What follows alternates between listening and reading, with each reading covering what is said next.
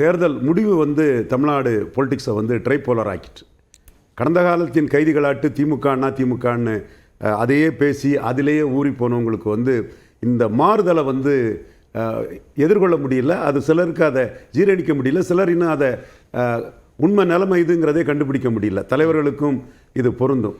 ஆனால் யதார்த்த சூழ்நிலை நம்பர் 1 கட்சிங்கிற அந்தஸ்தை புதிய கட்சியான தாவேகா பெற்றுட்டு, நம்பர் 2 திராவிட முன்னேற்ற கழகம், நம்பர் 3 அண்ணா திராவிட முன்னேற்ற கழகம். இதை கூட சரியான முறையில் அண்ணா திராவிட முன்னேற்ற கழக தலைமையாலையும் அவங்களாலையும் முதல்ல உணர முடியல. இப்போ தான் எடப்பாடி பழனிசாமி அதை உணர்றார். இப்போ அவர் உணரக்கூடிய காலகட்டத்தில் இன்றைக்கி பேசுகிறத நீங்கள் பார்த்துருப்பீங்க. திராவிட முன்னேற்ற கழக தலைவர் மு.க. ஸ்டாலினை முதல்வர்னு சொன்னவங்களை வச்சு தான் ஆட்சி பண்றாங்க. இல்ல முன்னாடியுமே கூட உணரக்கூடிய சூழல் இல்ல, நிறைய பிளவுகள் இருந்தது, விலகல்கள் இருந்தது. முன்னாடிங்கிறது அன்னைக்கு பைப்போலர் தான் இருந்தது.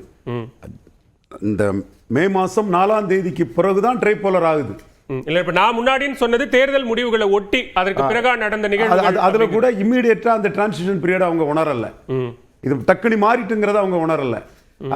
அதனால தான் அதுக்குள்ளே வேற ஒரு புள்ளிக்குள்ளே அவங்க இருந்தாங்க. திமுக திமுக விரோதங்கிற புள்ளியில் இருந்தாங்க. இப்போ 2 பேரையுமே விஜய் அவர்கள் தாவேகா தலைவர் தோக்கடிச்சிருக்கிறார். ஸ்டாலினையும் தோக்கடிச்சிருக்கிறாரு, எடப்பாடியும் தோக்கடிச்சிருக்கிறாரு.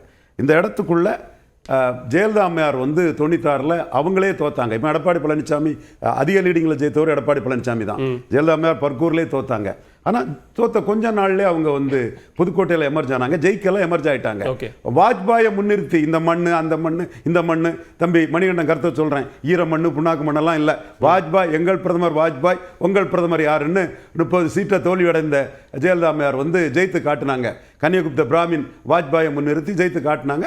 அப்புறம் 2001ஆம் ஆண்டு அவங்க ஆட்சி கட்டிலே தனியாக அமர்ந்தாங்க. சரி.